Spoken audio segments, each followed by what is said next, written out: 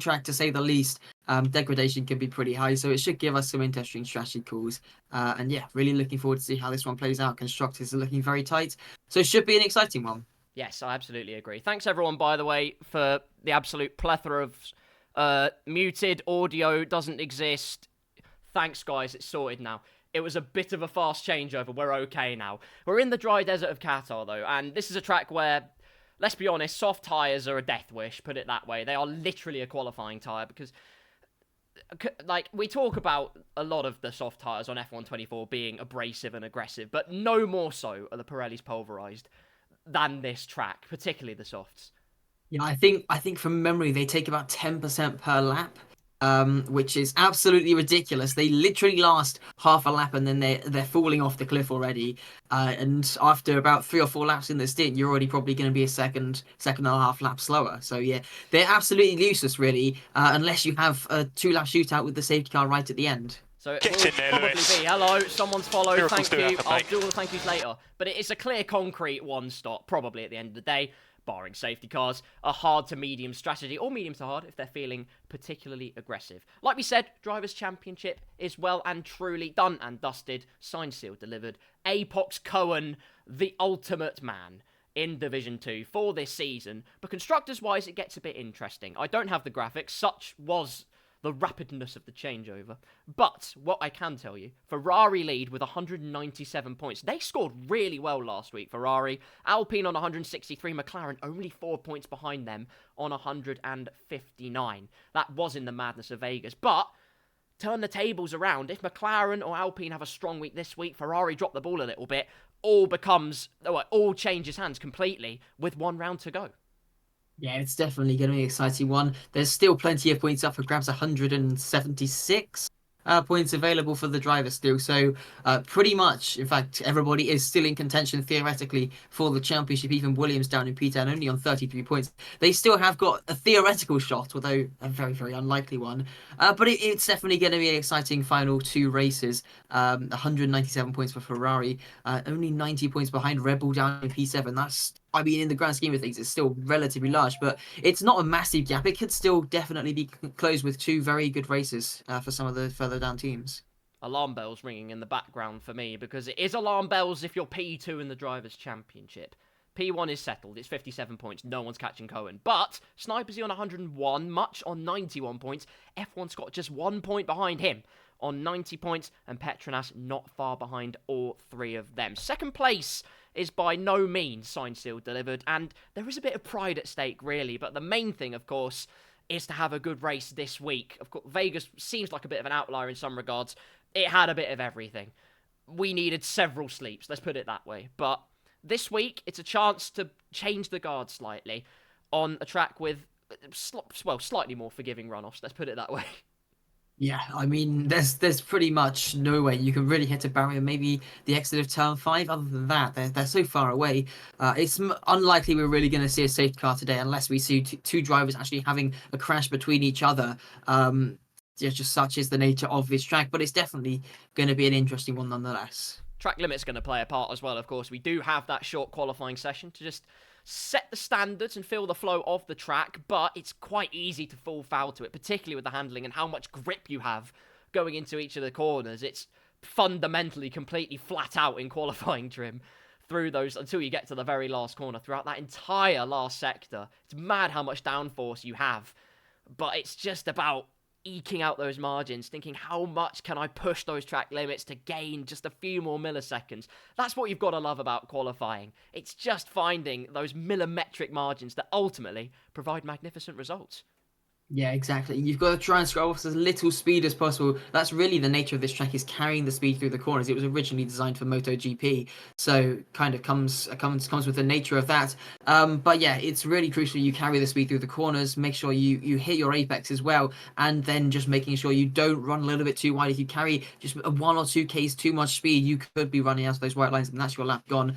And that really is going to, I think, define this qualifying session. We could see some drivers struggling with those track limits to try and actually put a lap together at all. I think we are going to be seeing 1 or 2 drivers doing a last to first today as well, now that the championship is sealed. So that should be interesting for them once we get into the race. Yeah, expect Apox Cohen to be carving his way through the field like a hot knife through butter. A very hot knife, as we're in Qatar. But quite interestingly, as Apox Cohen actually points out, Snipersy's not racing today. So his P2 looking in a bit of jeopardy. Plus, on the flip side of things, Ferrari have a strong week this week. There is potential, small potential, but they could seal the Constructors today. And with 2 drivers participating today where others don't have that same kind of backup, it could well be Constructors' challenge completely curtailed here in Qatar. I'm just quickly trying to do the maths. I think they just need to Ferrari just need to outscore Alpine by 10 points tonight. So it's actually not the most unrealistic thing. I think it's definitely possible, actually. Although I know there's a different point system, so maybe it's slightly more than that. That complicates things completely for me. But yeah, we'll have to see how it gets on. We can work out all the ins and outs after the session.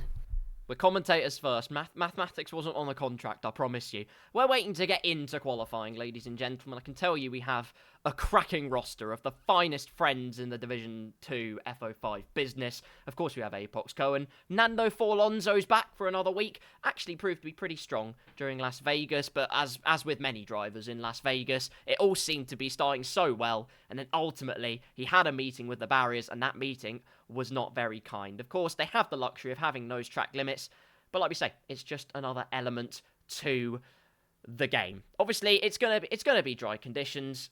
I don't think there's any doubt about that whatsoever. And at this point, we are literally just waffling for time. What more can we say? Who's actually? You know what? Let's play a little game. Pole position predictions, Josh. Who do you think? Oh, you've really thrown me under the bus here. I don't even know who's racing tonight. So I can't see the lobby. I have absolutely no idea. Let me just have a look at the check-in. We've got currently 16 people here. I'm just going to scroll through some of the names for you. We've got Space Boy, who's our host today, ladies and gentlemen, in the Red Bull. Obviously, Apox Cohen and a bunch of others as we scroll down. That is our roster. I'm not racing. Don't ask. Stop it. But that's our 16 in front of your very eyes. So that begs the question then, who dares to dream for pole position today? Well, you know what? I've heard a little bit about the pace of one driver. I think Scott Taylor, he's going to have the pace tonight. I'm not 100% sure on this. I think there's definitely going to be some people contending. But I've heard he probably has pace for the top 3. With some of our drivers not even qualifying today, that could be a shot at pole position. Excellent. Well, Apox Cohen's put in a pretty safe prediction, to be honest. He says either Jacob or Havoc smacks it on pole. And Jacob, of course, got pole in Las Vegas. So don't count him out for 1 second. Havoc potentially. Although Havoc says a 21-7 is not getting pole. Listen, you never know. You could pull the rabbit out of the hat yet. Don't worry. It'll be a casserole rabbit in Qatar, but it's a rabbit nonetheless.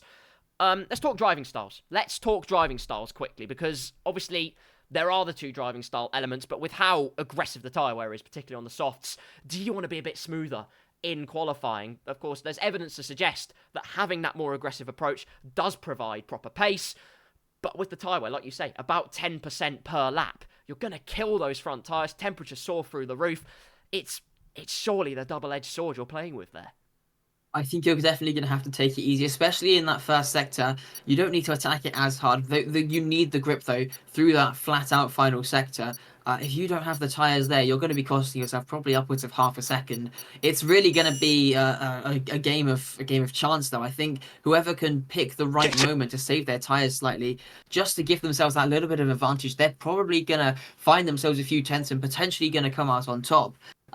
We are really far down the waffle bin if we're talking about different driving styles, but it's definitely going to be an interesting qualifying session. We are just slowly but surely now heading into the lobby session, and shouldn't be too much longer before we get that 18 minutes on the clock to get us underway for qualifying.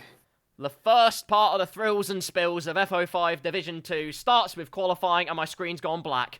I don't know what kind of omen that provides, but hopefully it's not a bad one. This is where they push to the absolute limit. Expect a lot of drivers to do last to firsts, like Josh and I have alluded to. But equally, the battle for pole will be all the more pristine. Only a few seconds left to go, and then the heat of Qatar will descend on this qualifying session. And it will be an interesting qualifying session. Make no mistake. All the elements we've talked about, they've just got to find that sweet spot between pushing hard straight out of the gate and possibly just saving a little bit, and then letting the tyres go all guns blazing in the high speed when they really need to rely on that grip.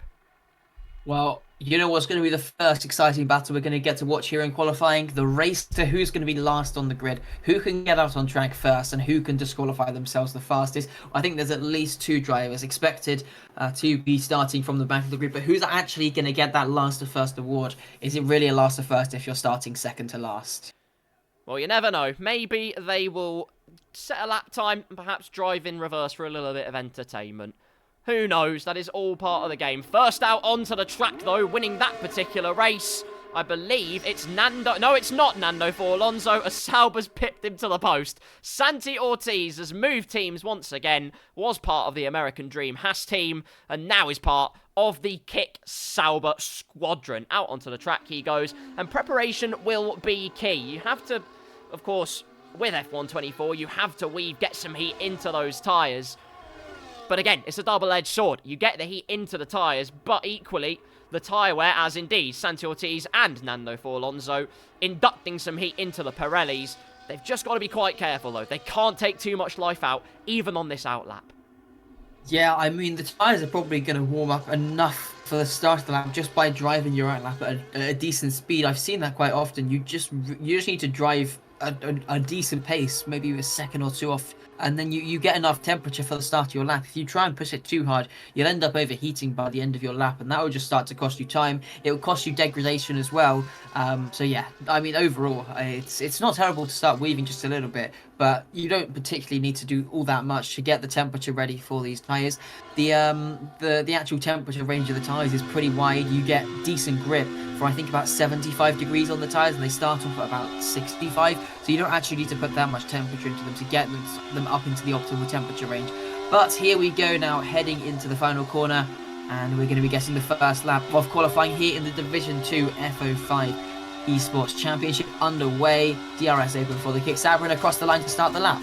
Indeed, Apox Cohen retires and bows out of this qualifying session before it's even begun. Who is even surprised? Car skating on the ground as it bottoms out, but flick it into that first corner. Pray that the aerodynamics will glue you to the ground, and then it's flick it in. Turn number 2, playing it safe with track limits for the time being, but that's all the more crucial in building up that confidence.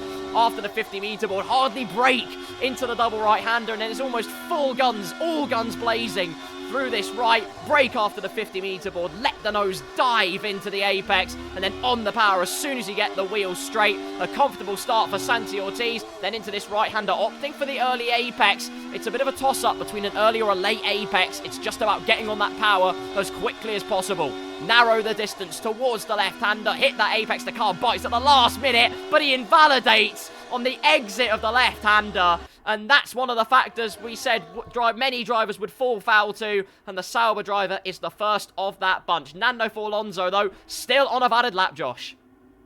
Yeah, well, this is what we're going to be seeing time and time again here at the Qatar International Circuit, Losail Circuit. Well, we'll see if Nando for Alonso, he's kept it within the white lines for the most part. 2 corners left to go, playing it very safe with the white lines on this banker lap. Let's see what the time's going to be, though. Around the final corner, the line has been moved much closer to the final corner, so it comes at you pretty fast. Up and across the line now for the Aston Martin drivers, so 22.142 for Nando for Alonso. Decent time to get the session underway. Bantams is making his way through the final sector as well, so we'll keep an eye on what he's able to do as he pushes through. The flat-out section is just about within the white line, a lot more aggressive than Nando for Alonso was into the final corner, now riding those curves to the best of his ability and onto the power up towards the start-finish line. Let's see the Ferrari driver.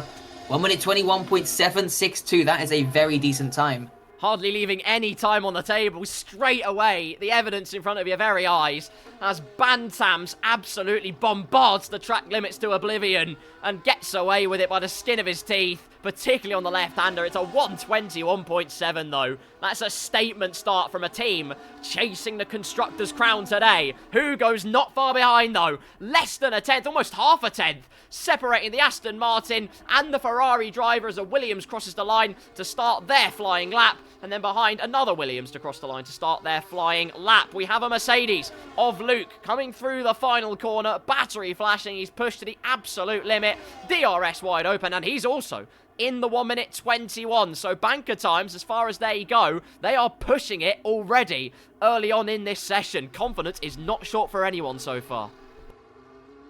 Yeah, it's definitely going to be exciting. The track's going to be ramping up as there goes polystyrene flying all over the track. Polystyrene confetti already coming out here in Qatar. Fortunately, I don't think the drivers use that marker board. It's on the other side of the track, so shouldn't be too much of an issue. We have got Jacob now out there on a push lap, though, one of the potential contenders for pole position. Let's see what he's going to be able to do. Coming through turn number 4 and 5. Slowest part of the track here, turn number 6, braking very, very late, get the car rotated, purple first sector, the game is telling us so, looking pretty strong for the Haas driver, as somebody just jumped up the leaderboard, not sure if that was, I think much, into P6 at 22.4 for him, just crossed the line, but let's see, Jacob still pushing on hard. Does he keep within the white lines? We saw Nando Alonso invalidate here. He's right on that line, but he keeps it valid as he now powers his way flat out, almost all the way to the line. Just one braking zone left in the final corner. Let's see what he can do. Another purple sector for the Haas driver. Right on the absolute limit for Jacob, the American dream. Flick it down into 6th gear if you dare, but keep your foot glued to the floor. And then after the 50-meter board, when the track turns grey, again, so aggressive on the steering, the car biting in beautifully, and then deploying the DRS towards the line. It's a 1:21.602. It's provisional pole position for the Haas driver, as we have Scott Taylor also behind, crossing the line with a 22.9. Plenty of time to find, in contrast, for the McLaren driver. Quieting down on the track a little bit for the time being. Still a few drivers even yet to venture out of the pit lane and really set a proper banker time. Scott, by the way, actually was on mediums, so it's not all as bad as it might have first seemed. He has got plenty of purchase to find on a soft set of tyres. But Jacob got pole position in Las Vegas. He's about to say it was so nice, he's going to do it twice. He's going for it here in Qatar as well. Oh yeah, let's see what he can manage. We've still got 11 minutes to go here in this session. Plenty of drivers yet to set times as well. And I think we're definitely going to see a lot of track evolution too. The track's going to be pretty hot, but I think there's definitely going to be some grip to find in the later half of this session. Should be very, very exciting indeed. Have we got anybody out there finishing a lap? Fiope, invalidated lap there. Unfortunate for him, another driver being caught out by the track limits, although he might have actually been coming back to the pit lane anyway. So maybe not a worry for him. Clipped by Ollie, retiring as well in the pit lane. He didn't go out onto the track and snatches away that last place as it stands from Apox Cohen. That is interesting. The Warriors battle for the wooden spoon, ladies and gentlemen. Clipped by Ollie currently leads that race in the Red Bull. Apox Cohen was going to do a last to first, but now it's a second to last to first, which is a mouthful and also slightly less pride-inducing. But who knows? It could all taste just as sweet all the same. SLR Petronas is about to go on a lap, although Space Boy's racy, he's not messing around at all and is deciding to cook his tyres on the outlap. Perhaps not a smart decision, as there probably won't be that much grip. Speaking of grip, what won't let you down, ladies and gentlemen, is Qatar ESPORTS, where, ladies and gentlemen, they sell gloves, they sell grip socks. They will not let you down. As a big slide from Space Boy. If he had Tuatara wear, he would not have had that problem. They sell some absolutely great sim racing wear, in all seriousness. Go and check them out. A huge thank you to them for powering the F05 ESPORTS League. Meanwhile, powering through turn 1 is the Red Bull. Horns locked, primed and ready. And this time, drivers behind him, like Santi Ortiz, looking to not fall foul of track limits as he heads up to the double right-hander, Josh. Yeah, well, hopefully he's picked up a pair of gloves now. Going to give him a bit of extra grip on this lap. Let's see how he gets on, though, heading in towards the turn 6 hairpin. It looked like a pretty decent first sector after that slide coming out of the final corner. And apparently it's a purple sector as well, so he's looking pretty strong as well on the pace. Let's see how the rest of this lap goes. Really pushing those track limits. They're riding that white line. That was very, very close. Almost invalidated there for the Red Bull, but he's still pushing on hard as he can. Let's see. Final sector coming up in just a moment. And once again, foot is absolutely pinned to the floor. Perhaps so surprised that he got away with track limits on the right-hander. He sort of left a lot of time in the left, but this well, he's not leaving anything in the last sector. Absolutely lambasting the throttle to death. And then flick it into the curbs. Big slide, big spin. Huge snap for Space Boy as he meets the gravel trap. That will not endear him to positions higher up, and we questioned whether pushing that hard on the outlap was the play. The rear end overtaking the front, and as a result, it's a trip to the sandbox. Meanwhile, Petronas, he's not had such problems. Across the line for a 122.7. Santi Ortiz, where can he put himself? No track limits gremlins this time. It's slap bang in the middle of the time set. P7 with a 1 minute 22.157. A comfortable starter for Santi Ortiz. Just beginning to ramp up the confidence a little bit. Well, a perfect demonstration there from Spaceboy as to why we're probably not going to see any safety cars in this race. There is so much runoff. You can have a spin at such high speed and you still end up not even halfway into the gravel trap. But yeah, unfortunate for him. Maybe just pushing a little bit too hard. He was very, very aggressive, especially in that final sector, pushing those track limits hard. Looked like he might have just turned in a little bit too late, got a bit of understeer, tried to correct it, and then that snap oversteer on the exit just cost him that, and in the end, overcorrected off into the gravel, cost him his lap. We have got a few drivers more, I think, out there on laps, as I've just noticed as well. Nick Flies improved himself to the second row of the grid at 21.974. Havoc invalidated right now, might be going for another push lap though, so we'll see how he gets on in a moment. Hugo in third, 21.8 as it stands, also invalid, comes back to the pit lane. Plenty of time though still for another run for the Aston Martin driver. No need to save any softs, you would think, for the race. They're not going to get used, I highly doubt. So yeah, not going to be a worry for them, as I don't think we have anybody on a lap right now. I think everybody just getting themselves ready. Actually, Scott Taylor, I think, just started a lap now. So let's see how he can get on, making his way into turn number 1.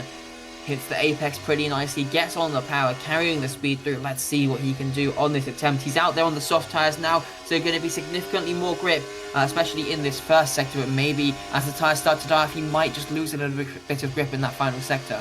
Yeah, Car complying with no compromise so far in terms of handling. He's pushing it nicely, is F1 Scott, as he darts the nose into the left-hander and then uses all of that exit. A purple sector 1, apparently. We're seeing a lot of them flying in so far. Whether it's F1 24 just dishing out purple sectors for the sake of it, we have no idea. But for the moment, F1 Scott, it's clean, it's consistent. Into the left-hander, Car darts in nicely. A little bit hesitant on the power on the exit, but that's just confidence. You've got to find every single morsel of confidence to be able to plant it. And now it's pedal to the metal through the triple right-hander and then the left. Hopefully not making the same mistake Spaceboy did in terms of, 1, the rear tyres overcooking and turning in slightly earlier. And that's been absolutely scintillating from Scott. As the track turns grey, once again, dart the car in, use as much curb as you dare, and then plant the ERS and the power all the way to the line. It's pole position, provisionally, for F1 Scott. That is a cracking lap, a 121.3, as there's a car darting off in the background. I think that's Fiop in the Williams. Yes, he's gone hugely wide. Not sure what's happened there. He's gone straight into the wall. He's been disqualified from the session. I saw the car absolutely career off into the gravel trap, and that will spell the end of Fiop's race. He's definitely doing a last to first as his teammate pulls into the pit lane. Pole position and even more drama ensuing. Well, there we go, F1 Scott Taylor. My prediction coming true momentarily. He's almost 3/10 clear of Jacob up at the front of the field. The pace looking strong for the McLaren driver. And Fiope also snatching away that provisional anti-pole, I guess we could call it, back of the grid. With that disqualification, I don't think anyone can even beat that now. I think he will be the one starting at the back. Well, there you go. The wooden spoon race has been completely and utterly sealed in the favour of the Williams driver, perhaps in somewhat adverse circumstances, but it's circumstances nonetheless. I tip my metaphorical hat to you. Nando Forlonzo, currently P8 on the grid here in Qatar. It's going to be a bit of a mission to, well, overhaul the pole position overlord of F1 Scott at the moment. He's got 2.5 tenths worth of leeway. An absolutely cracking lap from F1 Scott, by the way. I put my praises through, but the times are coming down thick and fast. The track is evolving and the confidence is ramping up to an all-time high. Luke goes to P2, but the question is, what can Jacob do? Nothing. He can't do anything is the answer. He's completely invalidated his lap. So back to Nando Forlonzo we go, Josh. Yeah, well, here we go. The Aston Martin driver. Can't quite see a delta for the Aston Martin driver, but hopefully he is improving for his sake. And we will get it now here at the end of the middle sector. 7/10 of a second up. He is absolutely flying. This could be enough potentially to get himself onto the front row of the grid. He's only 6 and a bit tenths behind Luke. This could be a very nice lap here for Nando Alonso. Can he even try and stick it onto pole position? Here we go. One corner left to go for Nando Alonso as he blasts the foot to the floor up towards the start-finish line. DRS opens in just a moment, and here he goes across the line. Is it enough? No, it's not. Onto the front row of the grid. Misses out by just under 1/10 of a second, though. So unbelievably close. That's the margins we're working with, ladies and gentlemen. Nando Alonso pushes it to the limit, but it's not enough to overthrow the McLaren maestro at the moment. F1 Scott holding pole position by literally just under 700s by the skin of his teeth. Luke, though, has proved track is evolving, and there are times that are still yet to tumble in this qualifying session. Scott, our current pole sitter, out onto the track. We can absolutely presume that everybody is going to get straight out there on a fresh set of tyres, plant the foot to the floor, perhaps get some juicy slipstream as everybody is out there. But it's an interesting compromise you have to make. If someone, for instance, completely flops their lap, then suddenly you catch the dirty air too much, you lose all that grip and confidence, and then suddenly what looked optimistic plummets into pessimism. It's a fine line to straddle.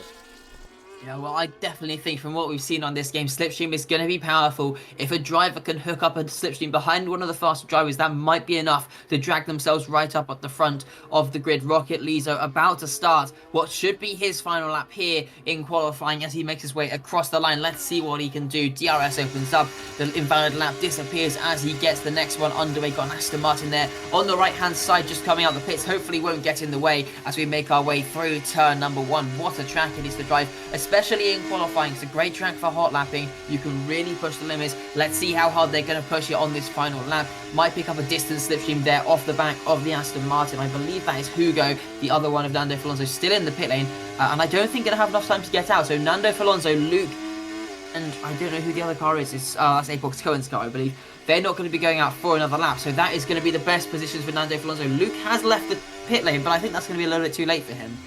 Yes, I believe so. He's definitely playing with fire in terms of those timings. Fiop's not in the pit lane, by the way. FIA said early shower. How dare you reverse in the gravel trap? But through the left-hander goes Rocket Lizo. He's the first of many drivers to properly plant the power and see what the final push can provide. A purple sector 2. 2 temps up currently would see him in about P5 or 6. He's got to find significantly more time in the final sector in order to fight for that front row of the grid, nay, maybe even pole position, if he can really put his mind on it. Through the final corner he goes. Use absolutely everything you can. It will be the first time to get a tiny bit of slipstream across the line. It will be P7 for Rocket Lizo. An improvement, but it will be just a minor improvement at the moment. P7 for the Williams driver, as we have pretty much everybody else out on laps. Can Luke cross the line? Absolutely not. He's tried every single corner cut in the book. It's not going to happen. First of all, it won't be Jacob. There's an Alpine that spun meanwhile. We absolutely did catch that one as well. That is not fun at all. Luke will not be able to complete a lap in this session. Havoc Gamer thought he might have done, but he's got Nick Flies all over the back of him, and he's providing him a sumptuous slipstream towards the line. Nick Flies goes to P3. Fantastic stuff. Scott goes even quicker. Fantastic lap from the McLaren man. A 1:21.1. And could that be the cherry on top for the McLaren pole position favourite, as words elude me? Jacob through this final complex of corners, though. He has a good shot for pole position, Josh. He needs to find a good few tenths in this final sector. He's only a 1.5 up. He's about 4 tenths off the pole position time. Is there anything left for Jacob to find in this final sector? Can Bamtowns or Hugo potentially try to challenge? Well, up to the line now for the Haas driver. Is it enough? P4 only for him, puts himself onto the second row of the grid. Bantams takes away P5 as well, a 21.533 for him, who goes into the pit lane, invalidated lap. And Rocket Lizo, he said his lap earlier on, he will not be improving either. F1 Scott, ladies and gentlemen, he's back like he never left. He got the winning feeling in the US of A, and now in Qatar, looking to quench the thirst of victories once again. And in supreme fashion, it's a perfect start to proceedings. A pole position by over 2 tenths of a second. Nando Alonso's effort finds him on the front row. Nick Flies in P3, just 5 thousandths. separates him and Jacob. Whether the slipstream had a considerable contribution to that, we will never know, but it certainly would have helped at least a tiny bit. Bantam's in P5, and as we go into race day, we are primed and poised for an absolute perler of a showing. Yeah, well, I'm ready to cash in my prediction credits, whatever the prize is for that one. Absolutely nailed that. F1 Scott on pole position, and what a lap it is from him as well. Just confirmation of the order, 2/10 clear. On a track like this one, where you're full throttle almost all the way through, that is a very impressive gap to have. But Nando Falonzo starts alongside on the front row. Nick flies in third, Jacob in fourth, then Bantam's Luke, Hugo, Spaceboy, Rocket Lizzo, Santi Ortiz, Havoc Gamer, Patronus, Much, then the people who didn't set laps, Apox, Kern, Clip by Ollie, and Fiope, who had that disqualification down at the final corner.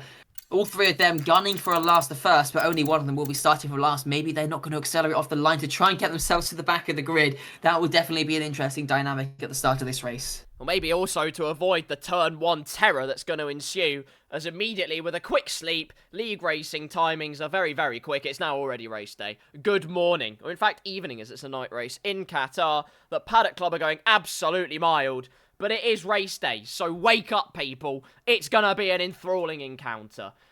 Kudos to F1 Scott, an absolutely pristine pole position lap time. But like I say, do the front lot actually, do they back off a tiny bit just to avoid the turn 1 chaos? Just make sure they don't get damage early on and give themselves the best chance going forwards in this race.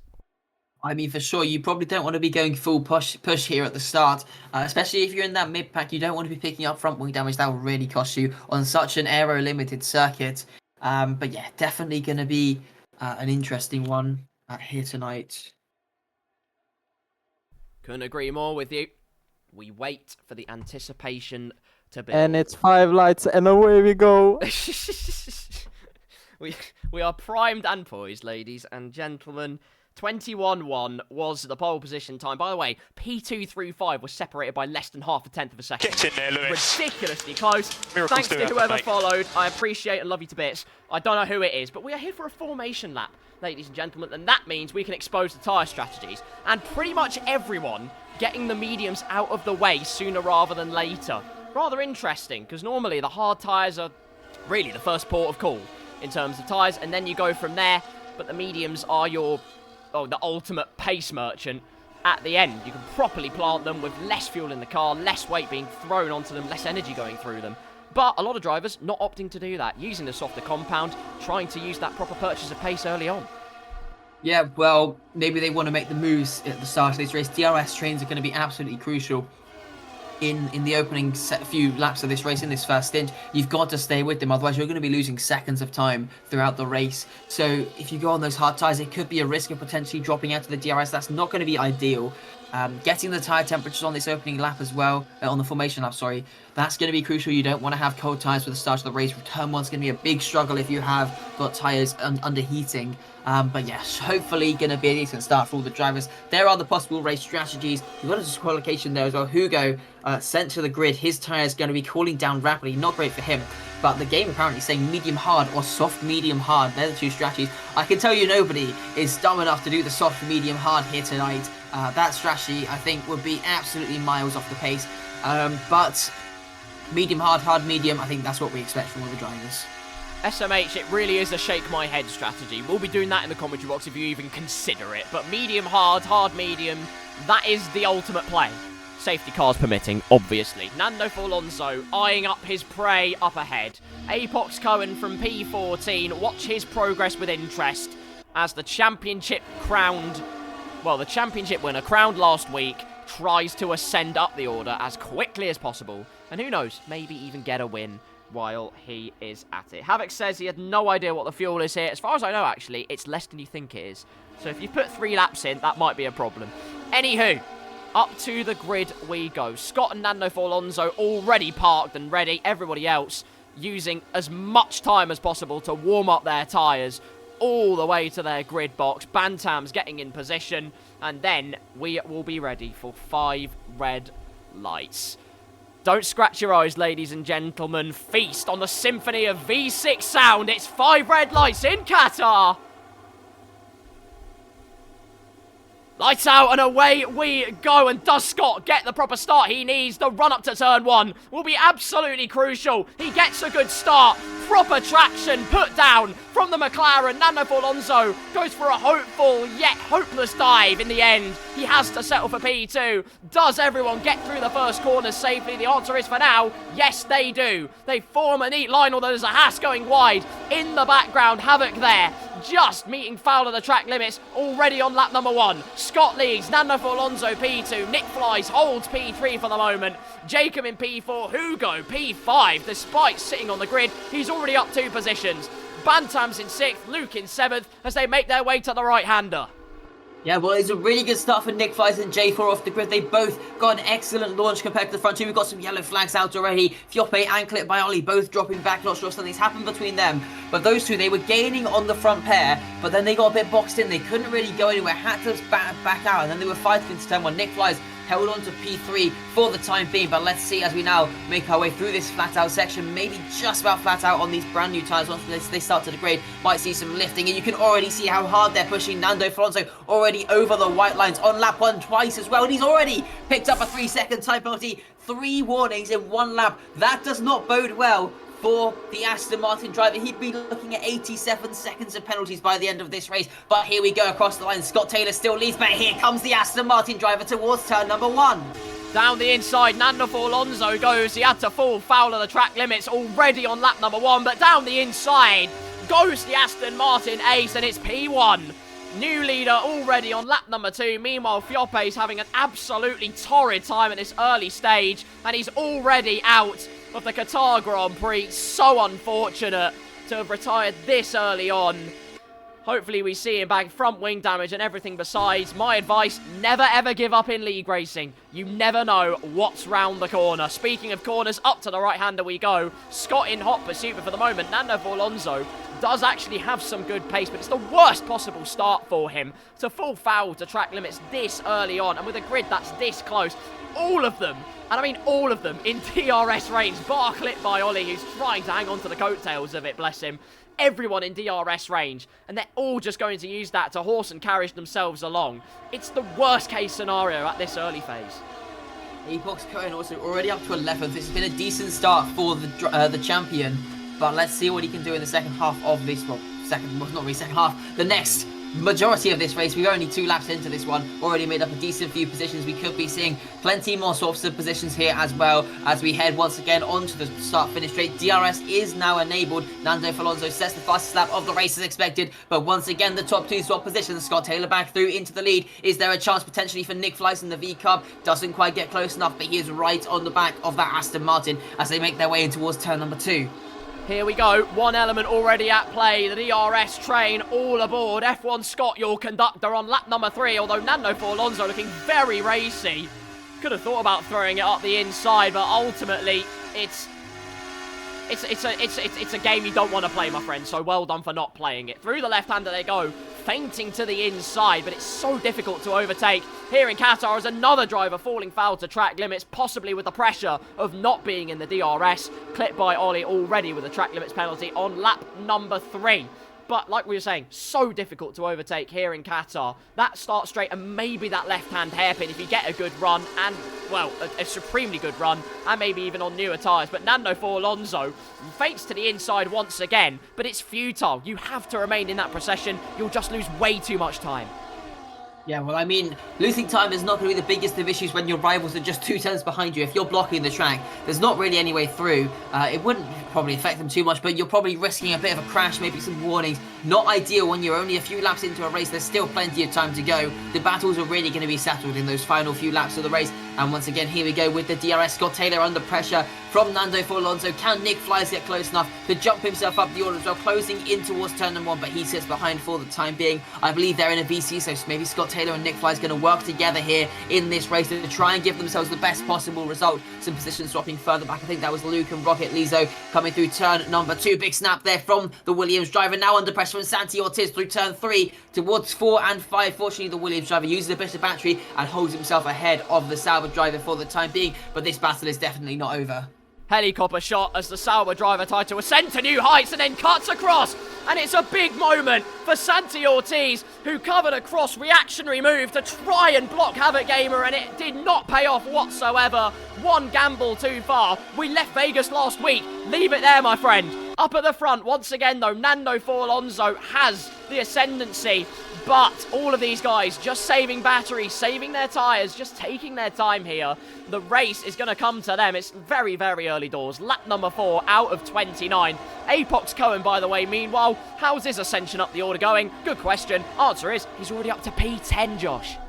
Yeah, his pace has slowed down a little bit, gaining through the field. I think this DRS train not helping him at all. He only gained 1 position since we last checked in on him 2 laps ago, and that was as a result of that spin from Santi Ortiz. Clipped by Ollie further down the order. 3-second penalty is Cohen off the track. Not great for him up at the front of the field. Once again, Scott Taylor swaps his way through. We've got Luke also looking for a move on. Bantam's a little bit further back. Wheel to wheel in towards turn 1. Further back, 3 wide as well. Rocket, Lizo, Havoc and Cohen all battle further back. We've got a retirement in the pit lane, but Cohen through to P9 now. He's starting to make some moves once again. Luke and Bantam still swapping positions as well on the run towards turn number 4. A bit of a spin there from Santi Ortiz. Still struggling with the rear end of that car, but Bantam gets himself ahead of Luke for the time being as they make their way to the end of the first sector. Yeah, simply crucial for the Scuderia today to have both cars in strong points-paying positions. Clipped by Ollie out in this early phase of the Qatar Grand Prix. Again, another unfortunate scenario, but he is out of this contest. Meanwhile, hard runners are struggling at this early stage. The medium runners are going to be abusing those DRS trains to pull away as much as perpetually possible. But the hard tyres will have that crossover sooner rather than later. So much and SLR Petronas just need to be patient. They need to wait. The race will come to them. They just need to bear the brunt of this early phase. Meanwhile, the person with probably the best advantage, the best seat of the house, is this man. Nick Flies in the V-car, just watching Scott Taylor and Nando Forlonzo swapping positions hand over fist at the end of every lap. Of course, Nando Forlonzo with that time penalty, as well as something else popped up on the top of the screen. That might have been Rocket Lizo or Nando Forlonzo with another penalty, as no one else has got one, so that is what I assumed. Meanwhile, Bantams could be the man on the move. Unfortunately, not using battery. Doesn't have enough of it. Of course, believe it or not, Keller Surprise, Nando Forlonzo ascends up to P1 once again. Another academic move with the DRS.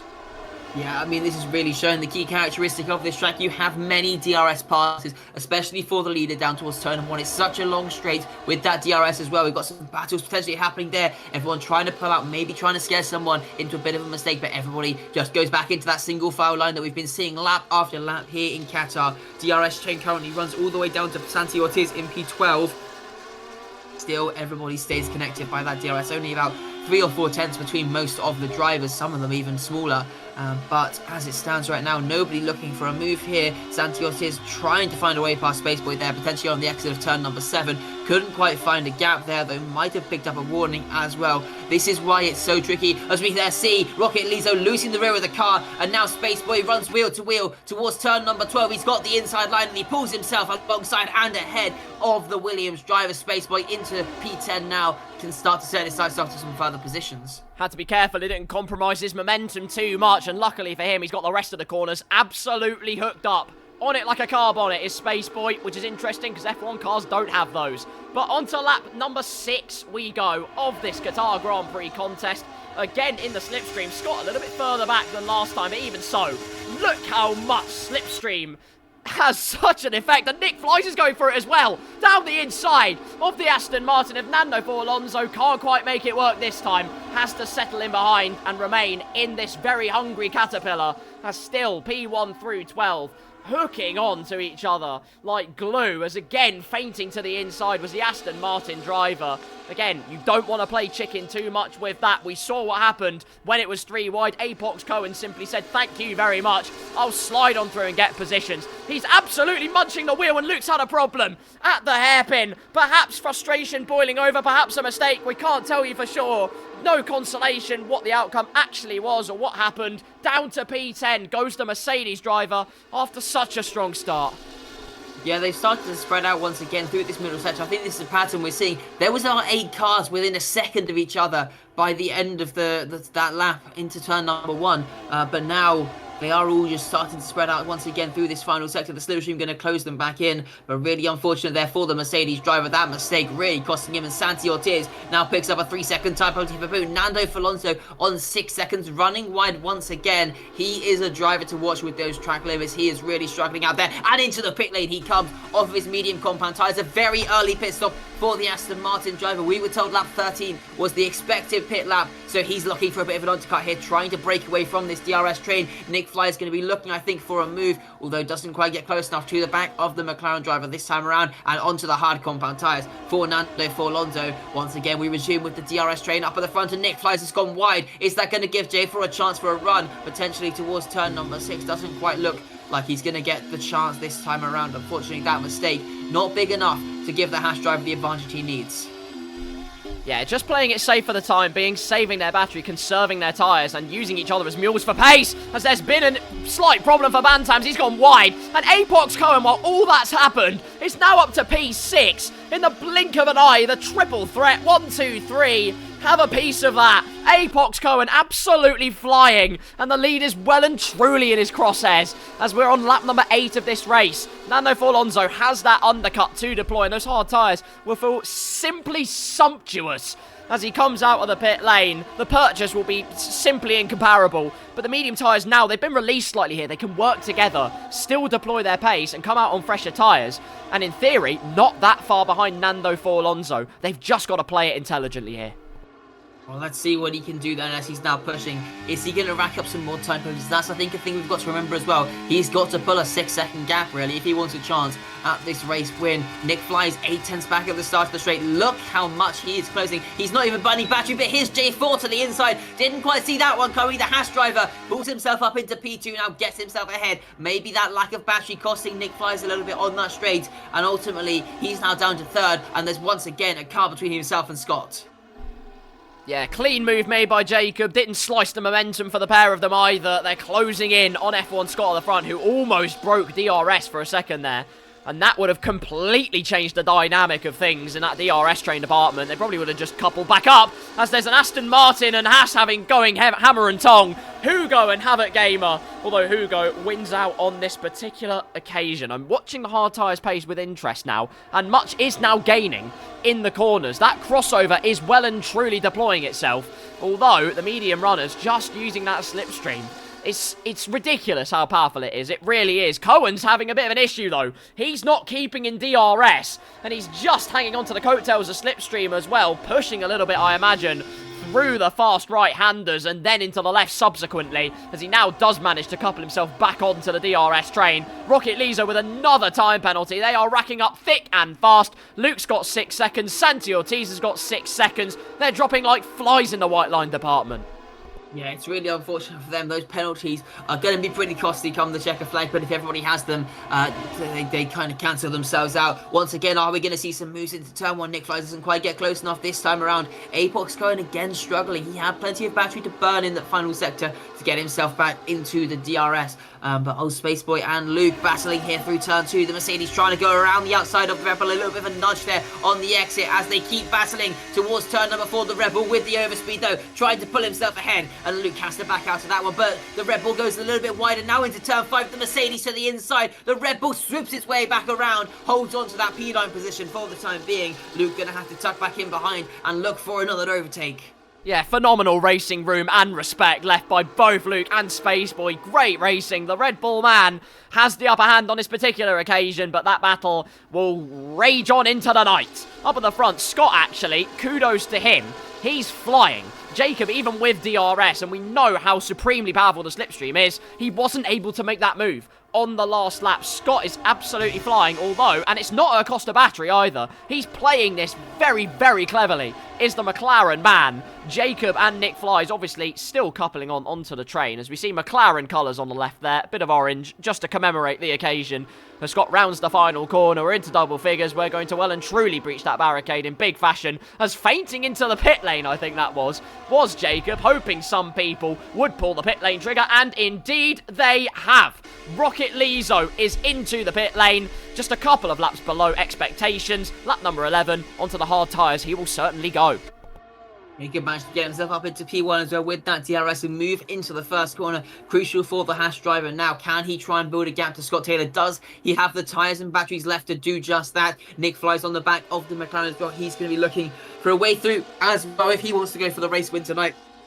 But let's see now what the pace of Jacob is on those medium tyres. We're approaching the pit stop. Who's going to pull the trigger first? I mean, we've seen one or two drivers coming into the pits, but I think these guys really focused on their own race. They don't expect to be racing those guys come the checkered flag. The tyre wear, maybe Fernando Alonso, going to be a little bit too high on those hard compound tyres. He's not going to have the same pace as these guys once they've made their pit stops. And I don't even think Nando Alonso has actually gained all that much. I don't know exactly what the pit loss is around here. He might have managed the undercut, but I don't think it's going to be a massive gap. Not the 6 seconds he's going to need at least. And crucially, Scott Taylor sticking right on the back of J4 here. But yeah, through this final sector, let's see. Is anybody going to pull the trigger? Nick Fly's going a bit wide there. Who's coming into the pits this time around? Is anybody going to try and pull that undercut off? Yeah, it wasn't a substantial slicing of the gap Nando Alonso has actually managed to do. The wear on the hards will certainly be quite nice. It's, whoa, Jacob again fainting into the pits, but it's his teammate and a couple of others who pull the pit lane trigger. Scott's not waiting around, though. Once again, through he goes with DRS, but Nick Flies has had enough. He wants a piece of the pole position pie, nay, the top of the pecking order in this case. Up into P1 goes the V-Carb man with a contactless transaction. Great stuff from Nick Flies. Careful with track limits, my friend. You don't want to dice over those too much. Santi Ortiz and Spaceboy, meanwhile, fighting. He's got a chip on his shoulder now. He's got a taste for racing and overtaking, and he wants more of it. Does the Red Bull man. Meanwhile, Luke's actually got past Spaceboy and Santi Ortiz. Completely missed that. Now up to P6. Apox Cohen was the Ferrari that came into the pits, by the way. And I was about to pose the question, was his aggressive driving style just proving too much for the medium tyres? He conceded position to his teammate and his pace was dropping off rapidly towards the end of lap number 11. So perhaps just, well, shooting himself in the arm a little bit, but now on the hard tyres, he can properly push these to the end. Look how aggressive he is on the steering. Not afraid to push it to the limit.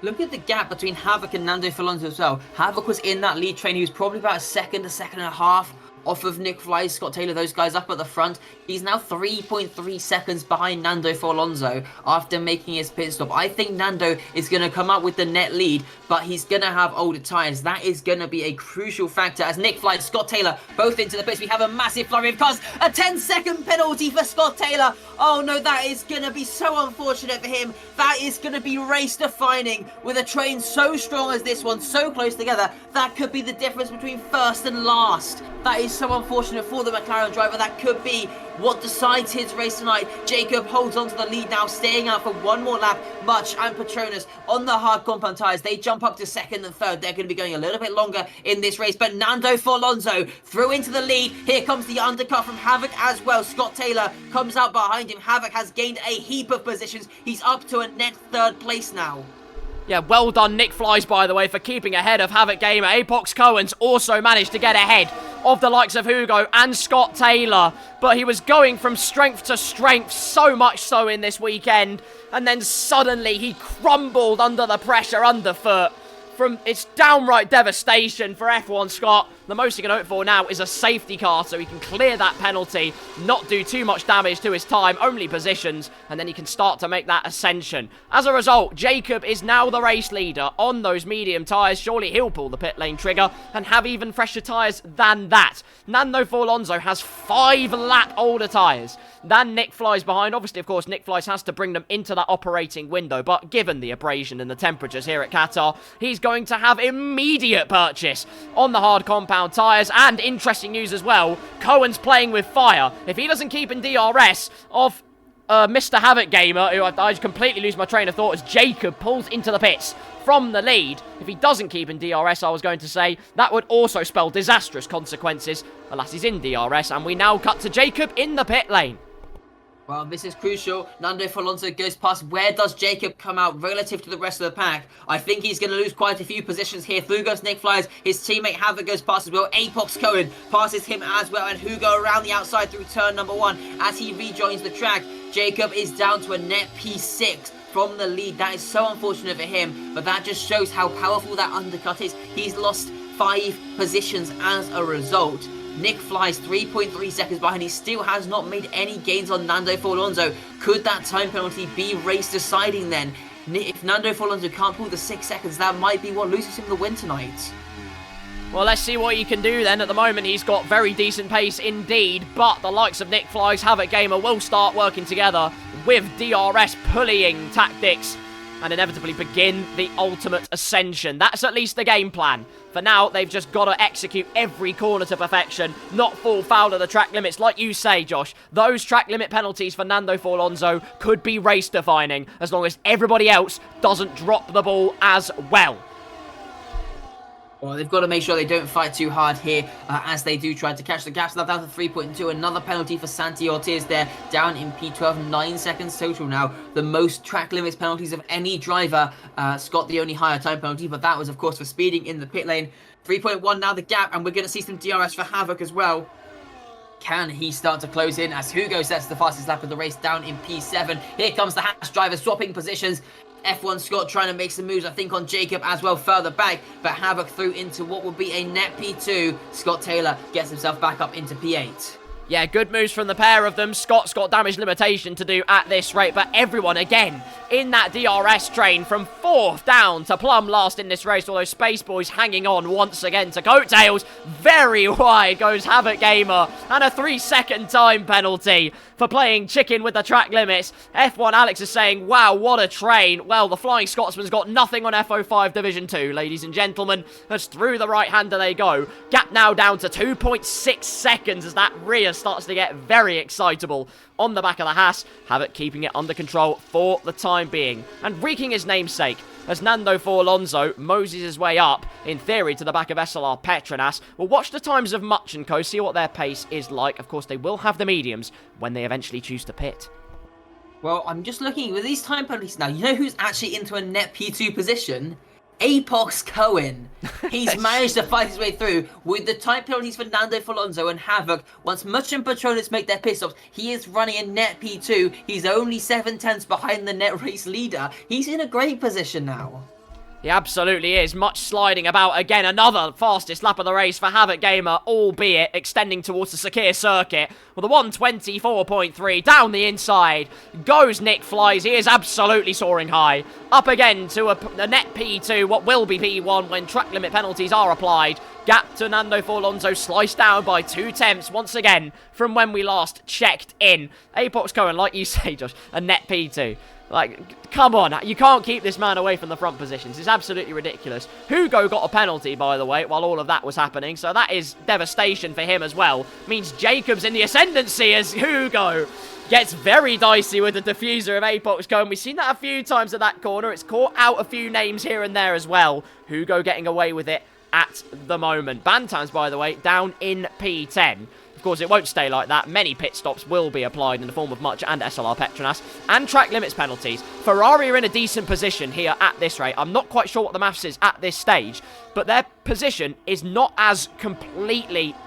Well, it's not as much of a nightmare as one might think at this stage. I think there's a very, very high chance we see the championship secured tonight. It's going to take an absolute shocker from Cohen and Bantams.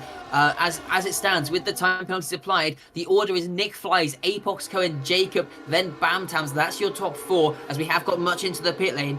So that's going to be an amazing haul of points for the Ferrari team, 2nd and 4th right now. Yeah, I mean, you can't really count them out of anything here. I think that's going to be the constructors signed and sealed. Sent off to the Ferrari base back in Maranello. There's not much I don't think the Alpine team can do. Running with only one driver tonight as well. Much comes out down at the back of the field, quite a way off of the train as well. Is he going to be able to catch up? It's 7 seconds he needs to gain. That is a long, long way to find. Quite right, and with the DRS training as well, it just makes it even more difficult for Much to try and overthrow. But you never know, anything can happen in Formula 1, and it usually does. Nando Alonso almost within DRS range of SLR Petronas, with tyres 7 laps fresher, but behind him we have many, many younger tyres waiting to pick up the pieces when they find that purchase and their groove. That gap's actually grown since the last time we checked in, as into DRS range creeps the Aston Martin man. He's looking to try and build a 6-second gap with older tyres. It's a tough ordeal, but never say never. Nothing is ever impossible. Apart from probably running softs around Qatar. That definitely is impossible, and it's even more so now. He's got another time penalty. Make that 9 seconds up straight in the kitty, and that makes it even more of a tricky ordeal for Nando Forlonzo. Yeah, very unfortunate for him, and there we see the kick-stabber finally peels into the pit lane. He's only got 3 seconds of penalties, might be able to gain 1 or 2 positions with that. Much has already gained a second on that trade. He is absolutely flying. I wouldn't count him out for getting a decent haul of points here tonight. Remember, he's also not got a time penalty, so if he can get himself onto this train, he could still be looking for P5. This could still be on for much in the Alpine, although it probably isn't going to be enough to secure that Constructors' Championship. Ferrari only need to outscore by 12 points as it stands. They'd be scoring 20 with Apox Cohen alone, and then I don't even know what the points are for P4. Scott Taylor, 3-second time penalty picked up as well for the McLaren driver, just adding to the injury. Nick flies right on the back of Havoc, though, pushing that Haas along. Still trying to make their way through, trying to gain some time on Nando Forlonzo. As it stands, the gap has actually increased in the past few laps. It was down to 2 seconds. It's now back to 3. Maybe that was helped a little bit by some DRS from Petronas, but maybe the battling as well is starting to cost them time. Santi Ortiz and Luke battling. Rocket Lisa and Bantam's also battling here as they make their way towards turn number 12. We've got some yellow flags as well. There's a Mercedes off. I think that's Luke. Lost the car in towards the left-hander there. He's managed to get back going. Doesn't look like there's any damage on the car. Just helped by the amount of runoff here on the track. Much is now only 4.5 seconds off the train. He's catching, but there's been a break in the train as well. I think Rocket Lizo and Bantam's fighting has cost them the DRS. That could be another crucial thing in this race. It could quite help Much out as well, to be honest with you. Nick Flies takes back the lead of this race when time penalties are applied once again. Gap now up to 3.3 seconds. They are not catching Nando Forlonzo by any means, and Apox Cohen's had enough as well. Much sets the fastest lap of the Grand Prix. Apox Cohen stamps his authority on P3 in this race, holds it round the outside with a superior momentum, and the Ferrari faithful are now P3 and 9 in this race, albeit with 0 time penalties next to their name. Meanwhile, everywhere else, it's a quest for who can get the most time penalties next to their name. Lead of that race so far is Scott Taylor with 13 seconds worth of penalties. Santi Ortiz not far behind though, 12 seconds worth of penalties there. So place your bets who's going to have the most by the end of this race. It's not really an unenviable award. It is an unenviable award, in fact. Let's put it that way. Gap now down to 2.9, but they've got to find their groove eventually here, Josh. I mean, as long as they don't cost each other 6 seconds here battling or give themselves time penalties, they can really just go at it with each other. Apox Cohen and Nick Flies are going to be fighting for the race win here tonight. Jacob down in P6. He's still got 2 cars, Scott Taylor and Havoc, between him and the fight for the win. So he's going to be a little bit further out of contention, but potentially could have a chance here. He's gaining really quickly to the back of the McLaren of Scott Taylor, but Scott's so much more committed heading through turn 15. He increases that gap once again to about 0.3 of a second into the final corner. Now, are we going to see any swaps of position as Nando Forlonzo starts lap number 20? Nick Flies about half a second clear of Apox Cohen. Is there enough of a gap for the Ferrari to close in and catch back up? He is gaining on the back of the V car, but doesn't get close enough this time around. Havoc also tucked up behind him. Scott Taylor looking to the inside there on the Haas. Doesn't get alongside though. Had to back out to that one. Santi Ortiz and Rocket Lizo still battling away in that pack. They've managed to reconnect to DRS. Much is now only 3 seconds off this train. Yeah, Havoc Gamer there saying, it ain't nice, you ain't doing it twice to me, not in 2 laps. Scott Taylor has to wait his turn for the time being. I flick between Nando Forlonzo and Nick Flies just to check their lap times. Haas goes to the inside. That gives Scott Taylor the impetus to try round the outside, but not to be on that particular occasion. But Nando Forlonzo with a 125.5, I think it was, and Nick Flies with a 125.0. That was with DRS assistance. It'll be interesting to see what times they have at the end of this lap, to see what their proper pace is in clear air with no interruptions, although Nick Flies possibly feeling the pressure of the very hungry Predator Sharks behind him, especially Apox Cohen. Loses a 10th out of the left-hander, and it's a game of ERS just as much as it is with the tyres. Flicking it down into none, helping you with the traction zones, and then deploying it in hot lap to give you the proper straight line purchase.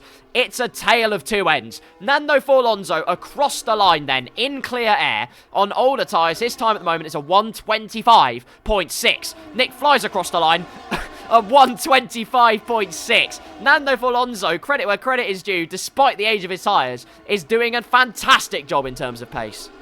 Yeah, well, the good news for Nick Flies has Havoc to the inside, I think, has managed to get himself back past Apox Cohen in towards turn number 2. Switches to the outside now for the Hash driver. He's still wheel to wheel, battling away a bit of a tap there, a love tap there. Apox Cohen pushing the Hash driver off the track. They're still wheel to wheel in towards 4. Apox Cohen holds on to his P3 position. The crucial thing, though, is they aren't losing time to Nando Forlonzo up at the front of the field. As long as they avoid the time penalties, they should be home and clear to pick up these positions. Absolutely. Keeping it it's well and truly a stalemate in terms of the gap. Havoc tried every trick in the book to try and get past. He's looking again to the inside. Has got superior and sumptuous momentum and confidence in droves, but can't quite execute the move properly. Then going wide with a wash of understeer as he looks for any more morsels of grip that just aren't offering themselves up for the Haas driver at the moment. Gap increasing at the front. A couple of temps in it, but with 8 laps to go, it's too little too late, really. Fernando Forlonzo, unless something really dramatic happens, it will be Nick Flies or Apox Cohen potentially to take the win. Don't count out the likes of Jacob, though. He's on the back of Scott Taylor, and if he and Havoc start fighting a bit too much, he'll pick up the pieces, and then it will be a 3-way fight for that front position. Another lap for Nando Forlonzo in the book. Gap remains pretty much exactly the same as it did before. In other good news, though, for Much, he's in DRS range. Yep, I think with the time penalty, he might just about be outside of Havoc's 3-second time penalty. Once again, Havoc and Apox Cohen pass anyway. This time, Apox Cohen a little bit more comfortable. Scott Taylor might be the one putting some pressure on now as Jacob. He's the one doing it around the outside on Scott Taylor. He's just got his teammate in front of him now. Are we going to see a swap of positions between the two Hash drivers? Havoc now up to 6 seconds of penalties. This is not good for the Hash driver. That definitely allows Much now. He will be in a net P5, and Hugo gets past Scott Taylor, who's almost losing the rear of that car. The traction control just not working for the McLaren driver. He loses the rear end of the car, and that's costing him pace here. Much is now up to P11. He's made the first move through the train, and he would now be in a net P5 position. A really great strategy decision by the Alpine driver. Can he make some more moves to potentially get himself up into P4, or maybe even onto the podium positions? He would have to get himself up past J4 most likely, though, unless we see some more time penalties for those guys without the penalties yet. Yeah, frankly hopeless camera angle as we tried to look at the overtake Much executed. But F124 said absolutely not. Gap has come down quite substantially on this particular lap. Down by a few tenths, actually. Through the final corner, Nando Forlonzo with a 1:25.9. Not losing that much pace, but Nick Flies, 1:25.4. The confidence is going up. Probably not so much for Rocket Lizo, though. The only place he's blasting off to is the steward's room with 12 seconds worth of time penalties. Hugo's getting racy, though. Looking round the outside of Havoc Gamer once again. Does a switchback at turn number 1 to set himself up. Holds it round the outside. Plenty of racing room and respect left between the two of them. It's now a drag race towards the double right-hander. Thinks better of it for the time being. Perhaps another opportunity will present itself later. Will probably be for position against Havoc Gamer, though, on equal amounts of time penalties. Meanwhile, Bantams, crucially for him, got past Scott Taylor, and Ferrari provisionally now 2nd and 4th in this race. Yeah, and that would definitely be enough for the Constructors' Championship as well if they can hold on to this result. But we are still seeing a fast-charging Much. There's still plenty of time for some chaos to happen. We could see some spins. We could see some crashes. And crucially, we have 3 drivers now up at the front in that fight for the win. Nick Flies, Apox Cohen, and Jacob. No cars separating the 3 of them. They are going to be fighting flat out on the track here to the end of this race. We're going to have about 5 laps left once we do cross the line. And it's going to be an amazing final few laps. Jacob absolutely flying through the left-hander. He's finally cracked the code on that particular corner. No washes of understeer, no histrionics, deploying the overtake. Apox Cohen looks privy to it, is deploying his battery in equal amounts, and has plenty of DRS on slipstream to boot.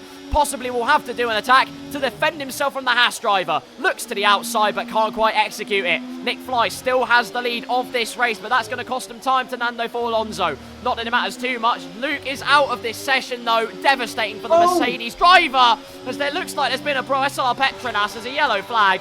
Huge problems. Nick Flies and Apox Cohen were side by side. Now they slot back into position. Jacob, though, has shot himself in the foot.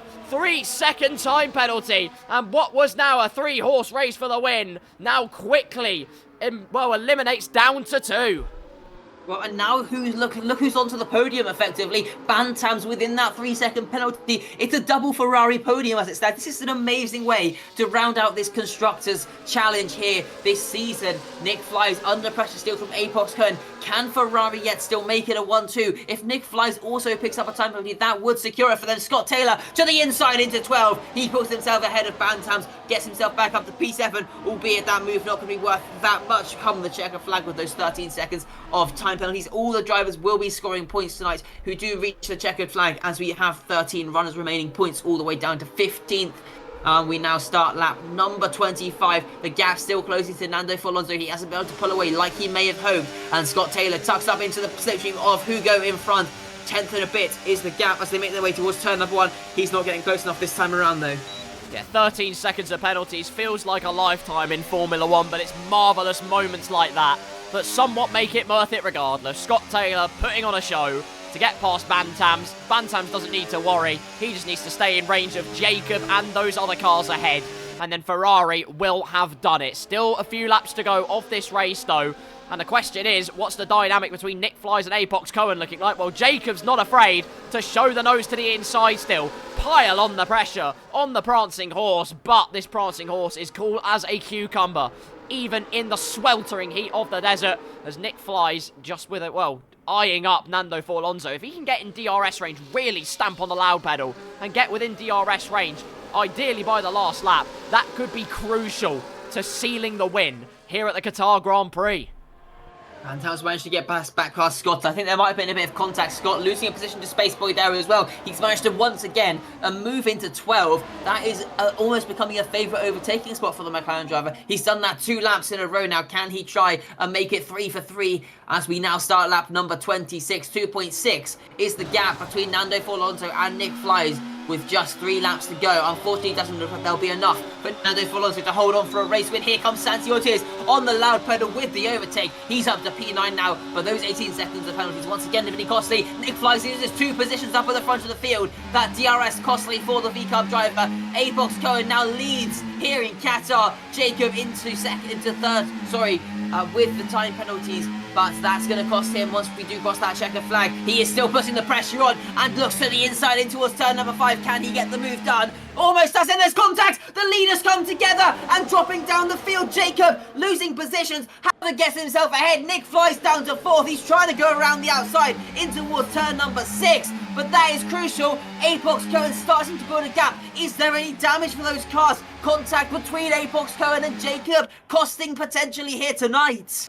Drama in the latter stages of the Qatar Grand Prix. It's getting dicey in the desert, and the heat just proved too overwhelming for the Haas driver of Jacob. Has he got damage on the front of that car? It probably doesn't matter regardless. He's out of DRS, and much now up to P10. This has proved ideal for him. All the cars bunched up, and with time penalties, he might well end this race in P4, despite everything in the early stages. Much has done an absolute masterclass in the latter stages. Apox Cohen has the lead when time penalties are applied. I've said that so many times. Call me a broken record, but that's not where you want to be as we head on to lap number 27. It's going to be 3 wide briefly down the main straight. Havoc Gamer leads. Nick Flies thinks about slotting into second, says, no sir, I'm going for the top positions. Through goes the V-Carb driver once again, just to stamp the authority for certain. But now he's the car in front. He's got the Achilles heel of being the leader. It's such an interesting dynamic as we have only 3 tours to go. I'm not so sure with Nick Flies here. He cut turn 1 very, very tight. I think he might have picked up a warning. He could be at risk of a time penalty here, and that would potentially drop him off of the podium positions. Could elevate much into a podium after all he went through. He was 7 seconds behind when he made his pit stop, and he could potentially be on for a podium. If we see one more time penalty for these 3 other drivers who are clean on their penalties on the records here, but let's see, with just 2 and a bit laps to go, what's going to happen? Nando Alonso in the lead. 9 seconds of penalties for him will drop him down to, I think, P5 now as it stands provisionally, although Havoc is very close to getting within that time penalty range. Let's see what's going to happen here. Nick Flies currently holding the net race lead. Apox Cohen in 4th. currently net P2. Rocket Lizzo, another time penalty for the Williams driver. 2 laps to go here in Qatar, and here we go, blasting down the start-finish straight. Havoc is going to be gaining. Can he make the overtake this time around? Here he goes with a lethal dose of DRS to put the sword to the V-carb. Through goes Havoc, and what Nick Flies needs to do is not be overtaken by Apox Cohen, and he's done exactly that. Perfect precision and calculation for the V-carb driver. Now he needs to save that battery as much as possible, because it's going to be a crucial final stanza to this race. Bantam's in P6, just watching with a bag full of popcorn in case Hugo and Co up ahead make a mistake. Although Cohen losing time in the corners again. Has he overdone it on the tyres? We are not sure for certain. Taking it very gingerly into the left-hander, dropping now to 6.5 tenths behind. And that could be so costly for him. Yeah, this is not looking great for the Ferrari driver. He needs to be right there with Nick Flies. We're going to have one shot with the DRS down towards turn number 1. That is going to be the final overtaking opportunity here, most likely, unless we see an audacious overtake. But look how far back he's dropping. He's 8 tenths back. He needed to be right on the gearbox of that V-carb driver to try and slipstream himself through on this final lap. He's not going to have a DRS advantage over Nick Flies, because he's going to get it on the Haas of Havoc Gamer as we get ready to start the final lap through turn number 15 now. Nick Flies through the detection point, will pick up the DRS, and here we go towards the start-finish line now.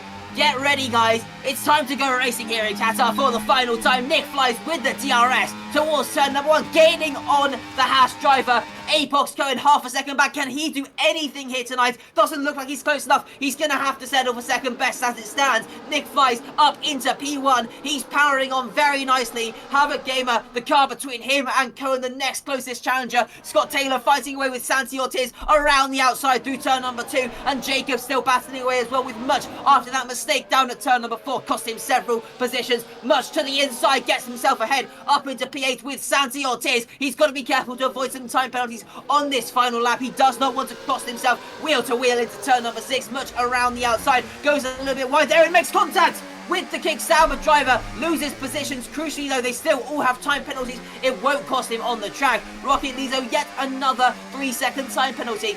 As they still continue to battle on, Jacob holds on to the position ahead of Spaceboy. These time penalties all going to have to be decided post-race. We're not going to know exactly the order until everybody crosses the line. Up at the front of the field, Nando Forlonzo. What a drive it's been from him. He made the undercut. He's had the pace all the way through. But unfortunately for him, these time penalties have been a bit too costly. He will be crossing the line in P1, but he won't take the win tonight, because further down, Nick Flies. Further back, the Slovenian. He comes up to the line, and he will win Qatar here in F05 Division 2. Nick Flies is your winner here tonight. Apox Cohen and Bantam's making a Ferrari double podium to secure the Constructors' Championship. Merch jumps his way all the way to P4. Nando Forlonzo, it drops him down to P5, but still a very nice result from him. Havoc Gamer and Jacob, 6th and 7th for the Haas cars, who go to P8, Spaceboy in P9, Scott Taylor drops to P10. It's both the Kick Saubers in 11th and 12th, and I can't remember, I think it was Rocket Lizzo in 13th. What an end to that race, and Nick Flies, he comes out on top here today. Simply sensational, ladies and gentlemen. Nick Flies, or Dragonflies by name, it was a mythical drive in the desert. Despite monumental pressure and malicious heat, he has done it. Top spot here in Qatar, flies the flag proudly on the podium. A simply superbly calculated drive all the way through. While others fell foul to track limits and penalties, this man did not buckle once. A simple thumbs up is all you need to know. What an effort from the V-carb driver, but more crucially, the celebrations can begin, although they're spraying absolutely nothing. They look absolutely ridiculous. But Ferrari, ladies and gentlemen, Ferrari, I think, have done it. Drivers was nice, Constructors will make it twice. It's an all-round clean sweep from the Scuderia here in Division 2 in F05 ESPORTS. Here's your race order then. Nick Flies takes home the win for V-carb. Ferrari finished 2nd and 3rd. What an effort. Stayed out of trouble with penalties and promotes himself to P4 as a result. Great effort from Nando Forlonzo to finish P5 despite the penalties. We then have Habit Gamer, Jacob, Hugo, Spaceboy, and Scott Taylor rounding out the top 10, with the rest of the order consisting of Petronas, Santi Ortiz, Rocket Elizo, Luke, Clip by Ollie, and Fiop are the end positions of this F05 slobberknocker. Well, ladies and gentlemen, I don't know where to start with that one, for different reasons, really, than Las Vegas. Las Vegas was a different dynamic. I mean, there was crashes everywhere. It was claustrophobic. Here in Qatar, it was really playing the games with the DRS and calculating mathematically what the prime point was to be behind, to have that slipstream and DRS. And Nick Flies calculated it to perfection. Yeah, it worked out crucially for him. He managed to get that DRS starting the final lap, got himself ahead, and crucially, Cohen didn't have the tyres to keep up. He couldn't stick with the V-carb driver, and that gave him the advantage he needed. He comes across the line in second, and keeping it clean with the time penalties has given him the win here tonight. Should we have a chat with him now? Absolutely, we shall. Our race winner, ladies and gentlemen. Let's bring him in. Nick Flies, congratulations on an absolutely awesome win in Qatar. Summarise your feelings for us, mate. Oh my god, I can see you guys. You guys are so pretty. What the fuck? Hello. Sorry, language. Yeah, the race went pretty nice. Yeah, well, Honestly was pretty smooth. I didn't do much. Well, let's start off first and foremost, the way you've got here, the time penalties. How crucial were those, keeping those track limits? It seemed like you were really pushing out there. How careful did you have to be to avoid time penalties? Nah, everything went fine. No track limits, everything went easy, man. Just He's on cool another level today. He's cool as a cucumber. He's not even sweating. You can't even hear him out of breath. He's controlled it absolutely beautifully. Fantastic Man. stuff. Let's talk about DRS and overtakes mainly. I mean, obviously you said everything. I mean, you'll probably say the same thing. Everything went fine. But in terms of overtakes and knowing when to make those moves and knowing when to pick your battles and not pick your battles, just how crucial was it to be intelligent in that aspect and just execute it? Honestly, I was just making sure I had because for the most of the race I was in the second part of the race I was dragging the people behind me, so I was just making sure I had 6, 7 tenths to the car behind, so I pushed a bit more and just kind of dragged them along. If they were too close, I would just save ERS and then re-overtake them because they were fighting quite a lot for some reason. But I was just playing it smart, not a bit careful, and not try not to get a penalties because everyone apart from Mr. Cohen had penalties. So yeah, it's just smooth ride, really. Yeah, and strategy as well, probably a crucial factor in that race. We saw the undercut was working very well for all the drivers.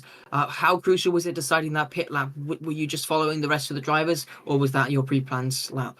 I'm pretty sure I was the guy in P1 when I pitted, and then they followed me. But I saw the Aston ahead. He pitted much early, which I knew was a bad idea because the mediums are okay till lap 11. Miracles do happen, And mate. with the DRS, you can go to lap 13, 14, and you won't lose that much, even though the undercut is a bit pretty decent here. But yeah, I just played the strategy from SRC, so shout out to them. Please give me free setups as well. But yeah, it was a pretty fun drive. Everyone kept it clean. It was almost fell asleep genuinely. That's how chill it went. Love it. Driving in cruise control, effectively. But we turn our attention finally from me to next week, Abu Dhabi. How are your feelings on that track, and can you carry this momentum forwards to the last race of the season? Well, I won't be here. Oh, But if I was racing, then yes, I would have carried and won again. Trust me. love it. Confidence in spades. Go and enjoy the win, my friend. It's been a pleasure talking to you. Ladies and Appreciate gentlemen, you. the wonderful Nick Flies. Congratulations, my friend. Thank you, Mr. Carl. You're very welcome. You guys my look friend. so nice today. It's insane. I love you guys. Oh, love you too, man. Have a good Bye evening. bye, guys. Take care, man. Aw. Wholesome interviews, ladies and gentlemen. If nothing else, watch F05 for the pretty faces on your screen. Next up in the interview room, I think we go to P2. I think we go to P2, and that is, of course, Mr. Apox Cohen. Cohen, congratulations on the P2. It's also the constructors wrapped up for Ferrari. Huge congratulations. 2 successes in 2 weeks.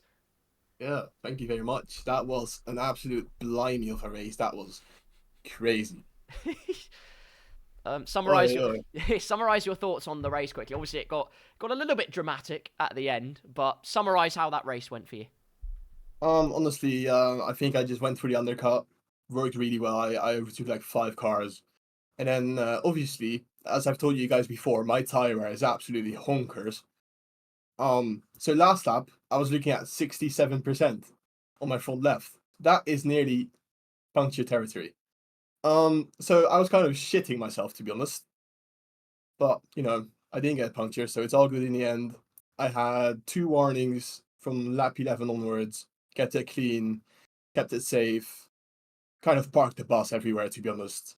Couldn't overtake Nick Flies on the last lap, which is a shame, but he was faster. He deserves the win.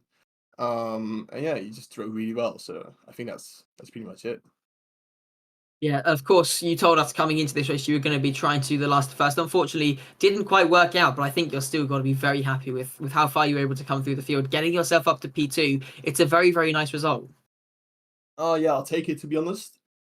I haven't had any practice. I've kind of had a bad week behind me, to be honest. So, I don't know, just having this race as kind of a distraction as well, it helps me a lot. So that was fun. Yeah, above expectations, I think. I don't think I'm really fast at Qatar anyway. So, yeah, I'm really happy, really content. Well, I'm glad you're very happy. We hope everything's okay on your end. That's the main thing, obviously. I think strategy. Let's talk. I mean, we talked about strategy with Nick Flies when we interviewed him, but how crucial was it to make that pit lap when you did? Did you follow others into the pits, or was that the pre-planned? Or probably the answer you'll give was the tyre wear just that extreme. No, that was always going to be my pit lap. And Havoc pit with me as well. I think if Havoc didn't pit, the chances of a win might have been in there, but well, it didn't happen. So that's unfortunate. And my tyre wear, yeah, it was just disastrous. I think I was on like 50% of my meters as well. It's honestly, I cannot wait for the next game to figure out my racing style because like I have no clue what's going on. But this tyre wear, this ain't it. I need to fix it. So yeah, that's something to look at next game, really. Yeah. And just finally, a few words. Constructors champions, your driver's champion as well. But how does this one make you feel? Yeah, it feels really good. Obviously, double world champions. Yeah, I'm just really happy for Bantams as well. He drove a really good race, P3, keeping it clean, keeping it tidy. Very good of him. He's a really nice teammate to drive with. Always like just a nice guy, yeah, it's just a pleasure to be racing alongside him. And I wish him the best next season, and I wish seeing him up there. So yeah, I guess we'll see what next season has to give us. Excellent stuff. And then finally, on my end at least, one more race to go this season, Abu Dhabi. How are your feelings and thoughts going into that race? Abu Dhabi is a circuit with high tire wear. I'm not gonna lie, I'm going to be cooked again. So it's an ice skating track. There is no grip, high tire wear. I expect multiple safety cars. There is going to be chaos. Last race as well, there's going to be sends. There's going to be desperate moves. There's going to be chaos, and it's going to be fun. So everyone should tune in next week, I'll tell you that much. There you go. If you dictate the chaos, let there be carnage. Listen to Apox Cohen. Tune in next week, ladies and gentlemen.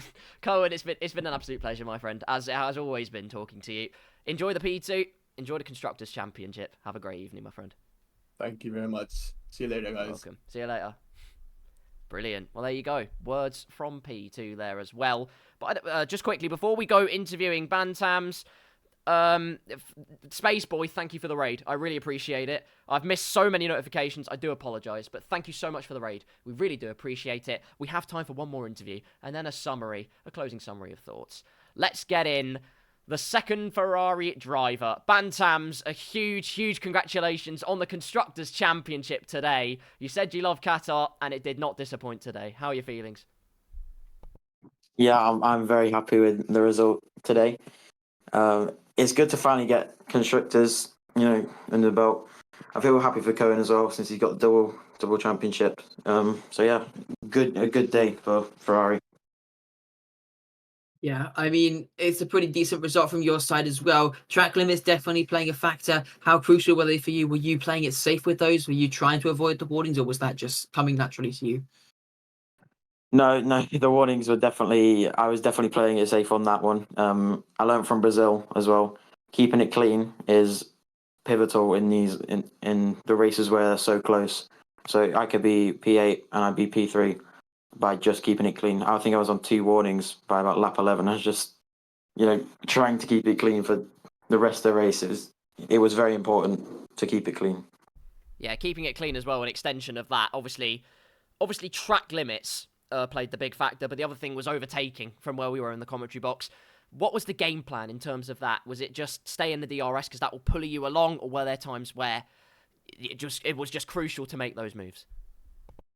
I mean, it's very difficult to make moves on this track, like unorthodox moves, because people don't expect it and you can ruin your race instantly. But going down the straight, I think Scott was really low wings and he was just catching. I mean, it's impossible to make moves on the straight when you're dumping your battery, he's dumping his battery.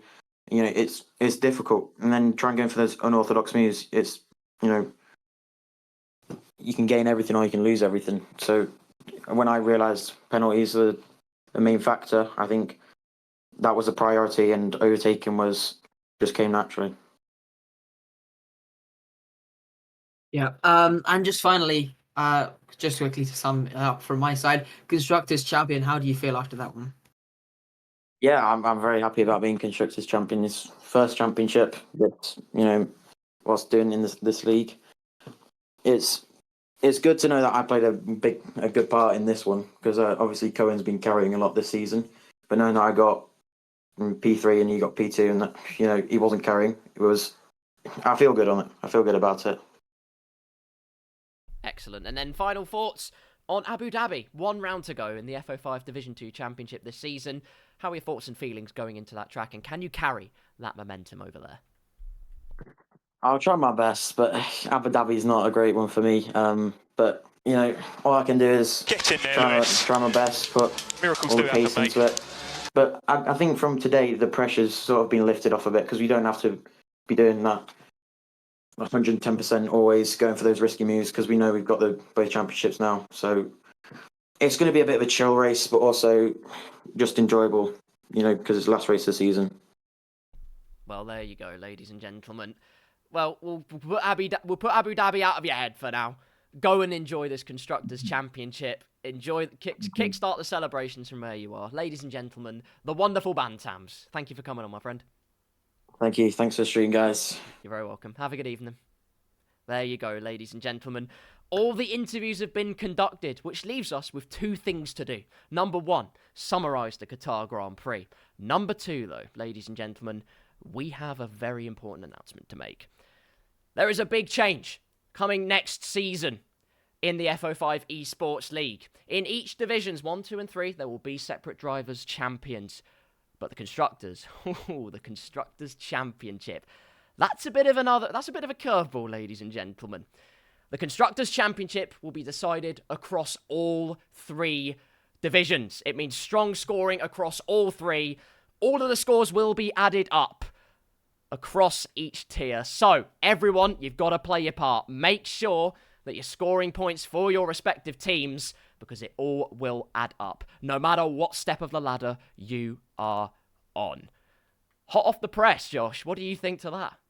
Yeah, I heard a little about this earlier in the week. It's definitely an exciting one. I'm really looking forward to seeing how it plays out. It's going to make a really interesting dynamic. We're going to have 3 times as many points available for the drivers in the championship. The swings we're going to be seeing between them as well. One week you could be seeing McLaren absolutely flying away, and then the next week you could be seeing another team catching up. There's going to be massive swings in this championship now. It's going to make things so much more exciting.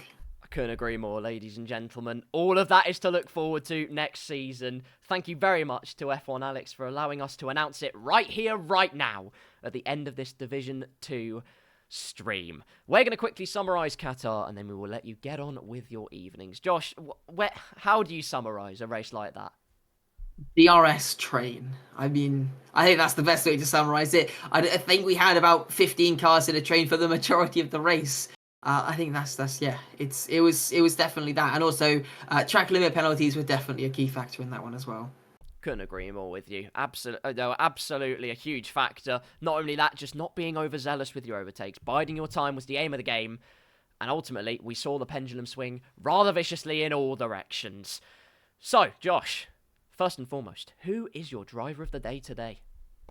Well, I mean, there's definitely two ways you can look at this. It was an amazing drive from Nick Flies coming through and managing to take home that win. Timed his overtakes correctly, picked up the pieces where he needed to. And then you've got Cohen, who fought his way through the field. Amazing battle through with the overtakes as well. It's a really tough one to call. I think ultimately, though, I'd have to give it to Nick Flies. He hasn't really been performing as well as Cohen through the season, and we kind of expected Cohen was going to be fighting his way through the pack, whereas Nick Flies came a little bit out of nowhere, and it was a really impressive drive in the end from him. I couldn't agree more with you. Nick Flies drove extremely impressively. Cohen as well, the last to first, was almost so extremely fruitful. But my drive of the day is a little bit different, and I agree with Mr. Apox Cohen. I think Much gets my driver of the day, despite everything. I mean, it's a fairy tale ending for him, but managed to catch up on the medium tyres, took advantage of all the chaos ahead of him, and ultimately reaped the rewards in a big, big way. So Much, you have my driver of the day. My friend, congratulations to you. Well done to everyone. What a show you put on tonight, and you can be absolutely certain you'll see plenty of that as well in Abu Dhabi, the last race of the season, next week. Before we head off, Josh, where can we find you on an internet? Yeah, well, which side is it? It's the here-ish, there, down there. I'm not very good at this. It's mirrored for me. There we go, down there. It's chocolate. My Twitch there. You can follow me there. I will occasionally stream, sometimes here and there. I might do a couple streams this week. Might hopefully be getting to Twitch affiliates, so we'll see.